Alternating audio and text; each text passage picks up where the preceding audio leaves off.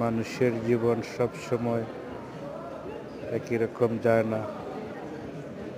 অন্ধকার আসবে, আবার অন্ধকার কেটে আলো আসবে, এই প্রত্যাশায়, এই আশায় বুক বেঁধে আমরা প্রবাসীরা প্রবাসে জীবনযাপন করি, থাকি। ঘুরে দাঁড়ানোর প্রতিনিয়ত চেষ্টা থাকে। ইনশাল্লাহ সৎ পথে থাকলে,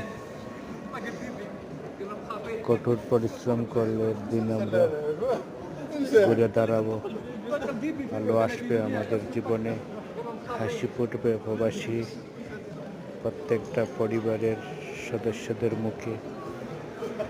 এই স্বপ্নে বিভোর এবং এই প্রত্যাশায় থাকে আমাদের প্রতিটা প্রবাসীর চিন্তায়, চেতনায়, মনের আশঙ্কায়।